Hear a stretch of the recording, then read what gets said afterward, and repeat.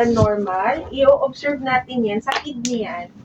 Kung ito ba ay dahil high blood ka ng matagal na panahon, nabanggit mo sa akin parang dati ka pang saan nga ba yun?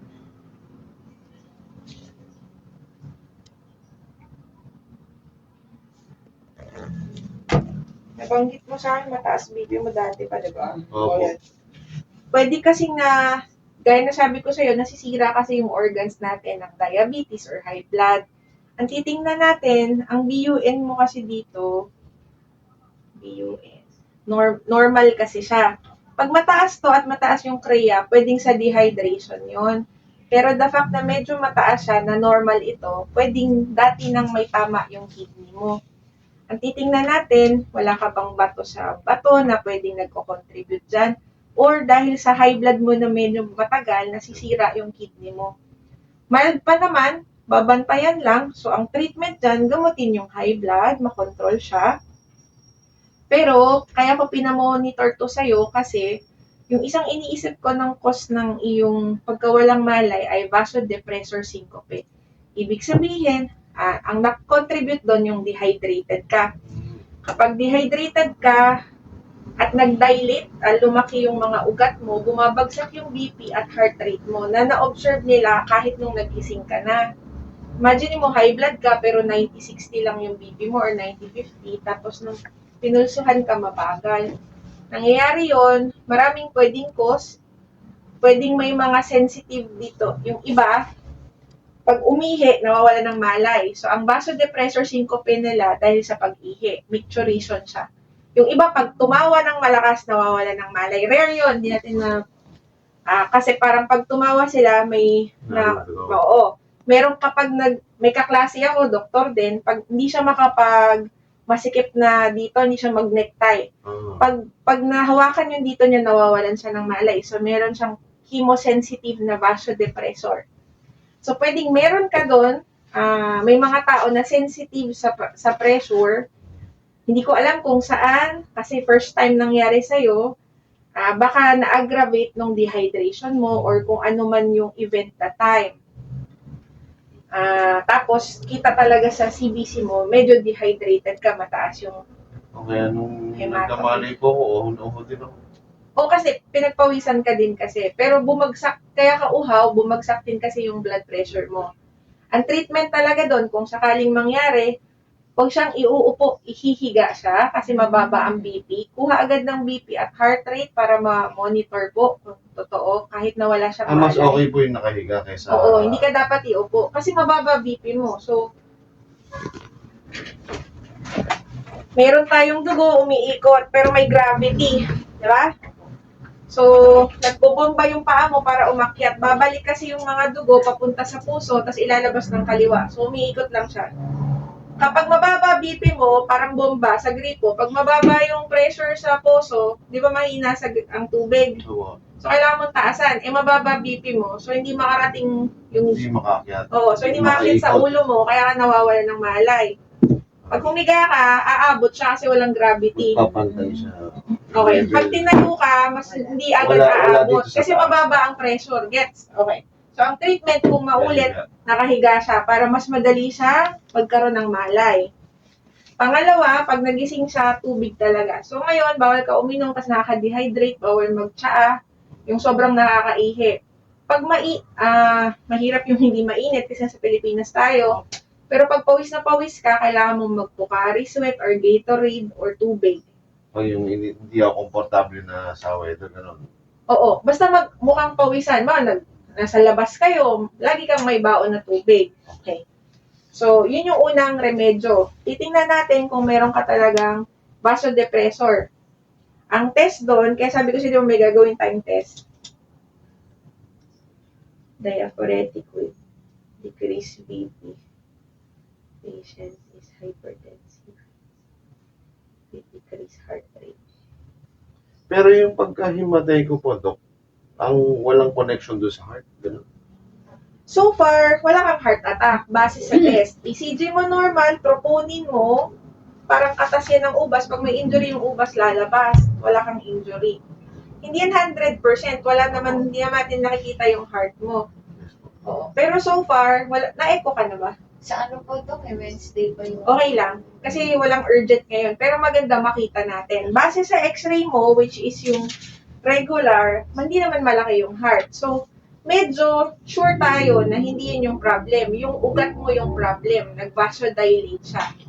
Kumbaga yung ugat mo dapat ganito, medyo lumuwag siya. So, yung dugo, hindi makaakyat. Bumagsak yung BP mo. So, Kaya ako hinimatay doon. kaya hindi matay. Ang ano yun natin, meron pa bang raise maulit siya? So, ida-diagnose ka natin ng vasodepressor syncope, yung sinasabi ko. Basa din. So, syncope. I-explain, so may doktor na nagko-conduct ng tilt table test. Hihiga ka talaga sa table. Tapos, matagal yon Opo. na nakaangat ka kasi titingnan nila kung bumabagsak yung BP and heart rate, naka-monitor yon. Tapos may time na baka bigyan ka nila ng pampaluwag kasi may mga pagkain or sitwasyon na nakaka-dilate ng vessel. Pag mainit, di ba namumula tayo? Kasi tas mas maraming dugo. Pag umiinom din, nag-dilate kasi yung vessel natin. Pag nag-dilate ang vessel, normal na tao, bibilis ang heartbeat, mga ganon. Kaya nakakataas ng BP ang pag-inom. Pag-inom. Oo. Kasi dahil doon, kasi magdadilate, ang gagawin ng ano, dahil bababa yung BP mo, bibilisan ng tibok ng puso. Bibilisan niya para, hindi naman, bibilisan lang niya para mahabol niya yung blood pressure. Kung bumababa siya, bibilisan niya para tumaas yung blood pressure mo. Normally, may ganong mekanismo yung katawan. Sa ibang tao, blunted siya. Hindi siya tumataas masyado. Diba nung bumagsak ang BP mo, dapat ang heart rate mo sobrang bilis. Opo. Okay? Pero sa'yo, bumaba yung heart rate mo. Hindi natin sure, pero yun yung pagkapa ng nurse sa'yo, mabagal ang heart rate mo. Ibig sabihin, nung bumagsak yung BP, hindi bumilis yung heart rate mo. So, may mali sa mekanismo ng katawan. Wala naman treatment dyan. Ang titingnan natin, gano'n ka-severe. Ililisit ba siya? Kailangan mo ba may gamot bago bumagsak? So, yung tilt table test, may risk na mawalan siya ng malay. Pero yun yung goal natin, makita kung anong stage, mga gano'n. So, gagawin mo yung tilt table test, last test na to, plus yung echo.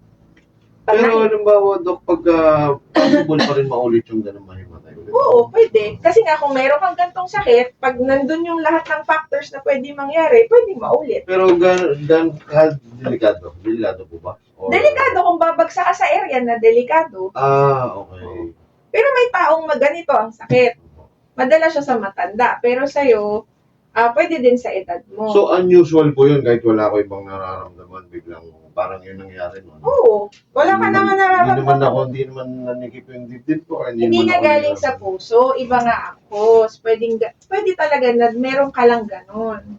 Ang gagawin natin sa tilt table, i-diagnose ka kung meron ka nun. Pangalawa, anong risk na pwedeng maulit? Kasi pwede yung umulit. Wala yung treatment. Yung pagod, Dok, kasali ba ron? Siyempre, pag napagod ka kasi, pwedeng mag-dilate, papawisan ka nun eh. Iba naman yung pagod na, bawa, nag-o-opera ako, ang lamig-lamig doon, yun ang mangyayari yun. Kasi usually, ang ano ko po, ang work ko, Dok, nag-drive po ako, Grab driver po. Make sure mo lang na meron kang hydration. Kaya hindi kita ma-clear kasi hindi pa natin alam kung meron ka nun. First time naman to, may mga, kaya lang pwede kasing sa start ng, ngayon ka pa lang magsa-start. May patient ako, may ganito siyang sakit, 73 na siya nung nag-manifest. May patient na bata pa, sabi ko sa'yo, yung kaklase kong doktor, high school pa lang siya, na-diagnose na siya nun. So, depende kung ano yung cause. Iba-iba kasi siya. Ang una muna nating goal, bago mo tanong lahat, i-diagnose ka natin kung ito talaga yung sakit mo. Oo, or parang random lang yon. Kung mag-negative ka dito, kahit anong gawin nila na pagpa-dilate ng vessel mo, tumataas yung heart rate mo, baka nagkataon lang, sobrang init nun, baka anong tawag dito? Nag-heat stroke ka. Oo.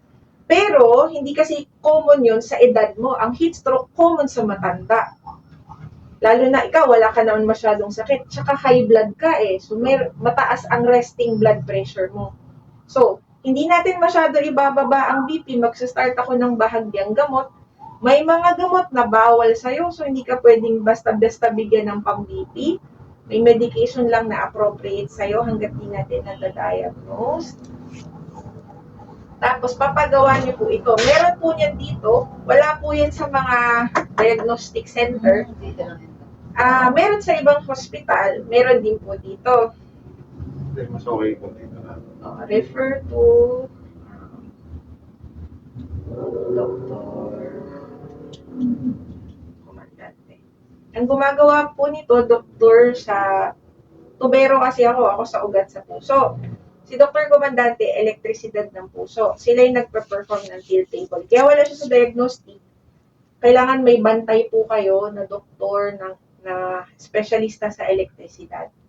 Kaya hindi siya makikita sa Premier or sa oral diagnostic or hindi siya ginagawa doon. Plus may special Hindi na talaga. table o may hospital. Sa hospital. Oo. Pero hindi lahat din ng hospital meron. Yung mga tertiary meron yan.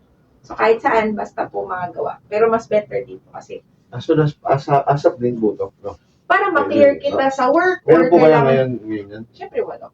Ah, Isa-schedule yan. schedule pa po. Kasi saan ba to, Doc? Punta, saan ang ano na ito? I mean, department? Para Sa ano na to? EPS.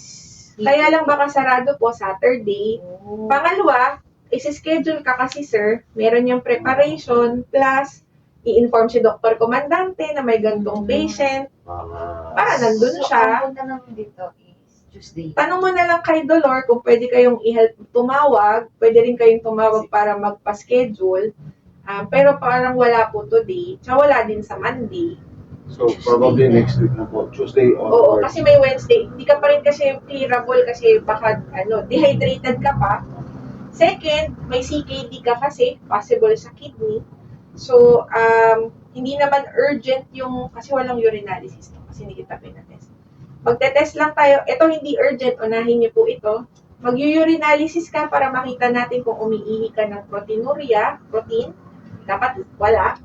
Kung negative yon, magandang prognosis yon.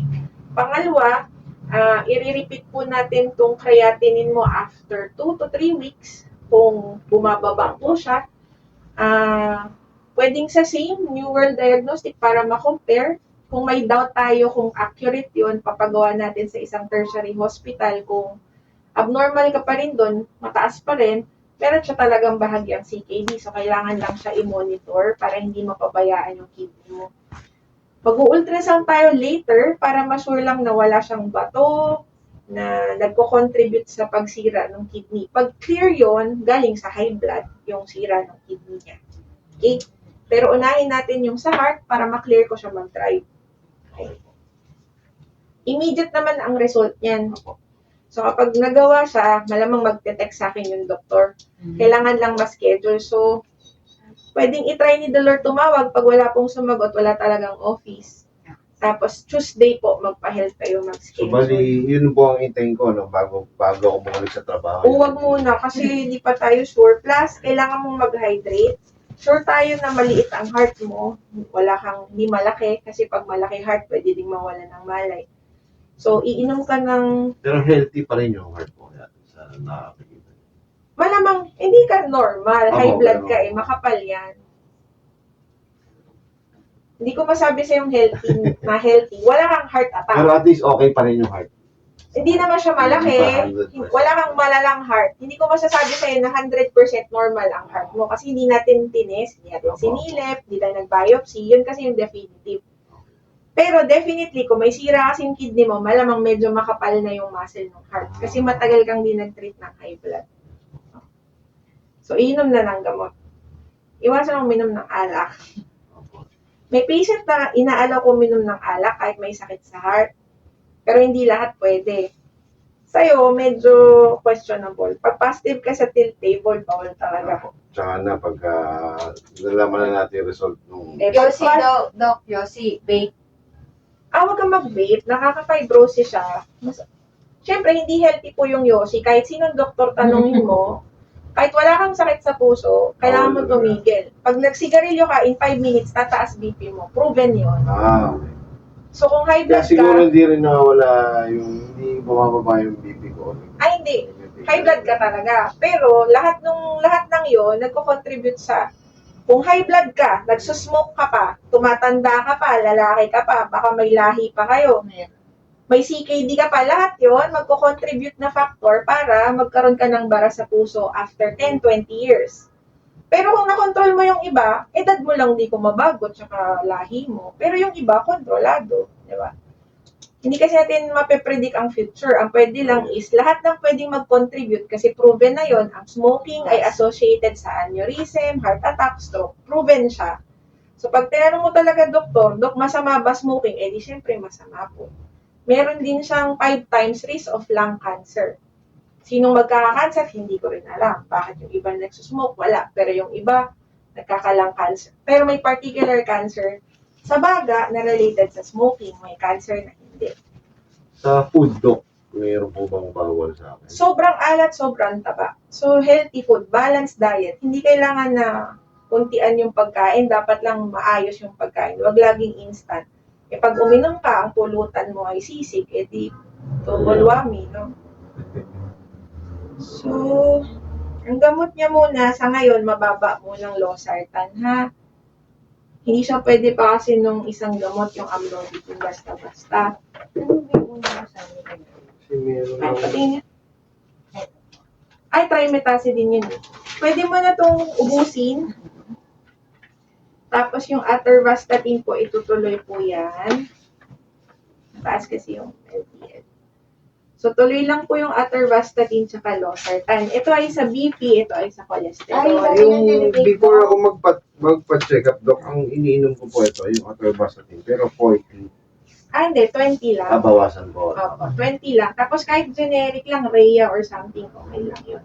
Ito muna po, tapos mag-monitor pa rin po kayo ng BP at heart rate sa ngayon, ha? Kasi hindi pa naman natin kompleto. Kasi hindi natin alam kung anong response mo sa 100. Pwedeng halos hindi bumaba, pwede yun.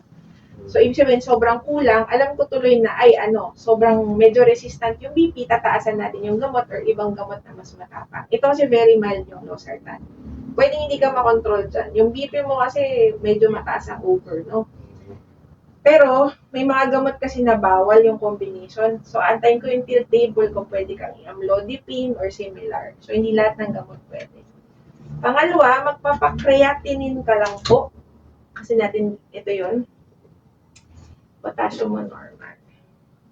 Hydrate ka nga kasi dehydrated ka, inom ka lang tubig. So, Doc, itong 40 milligram ko, meron pa Pwede po mo kasi hatiin. mga stock nun eh. Hatiin Araw-araw mo ba ininom yun? Apo. Araw-araw. Pero yun, kasama yung kamukha po nung kwento ko sa inyo, may time na nag-skip ako. Kalati mo na lang pero dapat everyday na. Kasi dun sa 40 mo, mataas pa rin yung LDL mo. Medyo mataas pa rin. Hanggang sa maubos, hatiin ko na lang dalawang. Oo, tapos araw-araw, bigyan. Tuloy-tuloy na siya talaga, no? Tapos, sa gamot sa kidney, hindi pa kita sa startan kasi baka mamaya acute lang yan. Baka dahil dehydrated ka pa. Baka huwag ka magwa-water therapy, saktong inom lang. Hindi din pwedeng inom ka ng inom, masama din yun, babagsak yung asin mo sa katawan. So, walang water therapy. Normal lang. Yung normal na inom ko. Kung mainit, pero ngayon mag-hydrate ka konti. Yung mga 8 glass a day, sobra na yun, ano? Basta kung mainit, Okay. opo, kung madami kang ihi, ganun, kung pawisan ka, hydrate lang. Pero definitely, opo, malamihan yung inom. Tapos magpapakreatinine po kayo at BUN. Ang uric acid ba? Okay. Medyo mataas din yung uric acid. Sugar ko po to. Yung sugar mo, may FPS. Postprandial kasi to. Wala ka bang fasting? May fasting Yung ka ba? fasting po ito, yung lahat na yan. Kasi bakit kayo Pagkagising nag-postprandial? namin. Dalawang beses ka kinunan? Yes po. Ang weird nila. Sa HbA1c mo kasi normal. Ito kasi normal yan after eating. So, monitor na lang natin yung FBS mo. Walang FBS dito eh.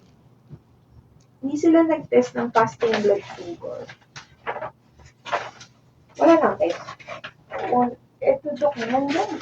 Baka oo Dito nga. sa ano. Feeling ko, nagkamali, hindi ko alam kung bakit hindi ka ginawa. Tanong mo sa New World Diagnostic. Postprandial kasi to, ang ordered ko kasi ay, walang fasting. Okay. Sige. So far, okay naman siya kasi may HbA1 sila. Pero, ito papadipit mo yung creatinine. Tapos, pa-urinalysis ka, gitnang ihi. Gitna. Lalabas mo na bago ka sumahod. Pero ito, anytime na. Hindi po yung first. Yung isa mo. Ayun naman, kahit anytime, pero gitnang ihi.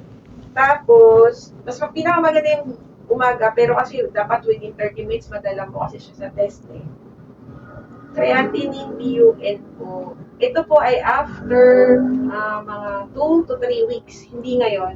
Pag mataas pa rin yan, pwede mong pagawa dito or gusto mo mas malaking ospital para mas accurate. Kasi kung mataas yon, may connotation siya talaga na may damage yung kidney. Ang next natin, ultrasound. Kung mag-normal kasi to, hindi na kita ultrasound, sayang ang test. So, check RHEA kasi 1.29 ka. BUN normal, rule out tayo ng CK. Pero to, incidental finding lang. Kumbaga, hindi yan yung current mong problem. Pero maganda na na-check kasi habang medyo maliit pa yung damage, mabantayan siya. So, iinom mang pang BP, ubusin yung trimetazidine kung may stock, kalhatiin yung atorvastatin. Huwag muna po kayong bibiling madami, pa 1 week, kasi pwedeng hindi yan yung maintenance. Opo. Tapos, magpapa-tilt table po kayo. Ay, okay.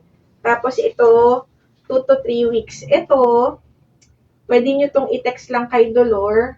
Kung may abnormal talaga na kailangan kong i-explain yung bagong medication sa kidney, kailangan nating magkita or i-refer ko na kayo directly sa nephro para mas mabantayan siya. Pero kung mag-normal ka, hindi na kailangan, kaya pwede nyo i-text. Kung kaya nyo sa tertiary hospital, dun sa mas malaki pong test diagnostic, mas accurate kasi yung machine. Importante kasi ito depende dito kung magme-medicate ka sa kidney or wala, at saka kung mag-ultrasound. Tapos, unahin natin yung tilt table, pa-help ka kay Dolor pa-schedule. Wala namang kailangang itigil na gamot po kasi wala kang beta blocker or amlodipine. So, yung iba pong gamot ko, ito na yung... Yan na muna. So, wala ka nang ibang muna gamot. sa previous na gamot na. Yung nagkita tayo, binigyan kitang trimetazidine kasi hindi ko pa alam kung cardiac. Ubusin mo na lang yon kasi maganda naman yun. Pag naubos yung stock mo nun, tigil na. Yan na lang dalawa.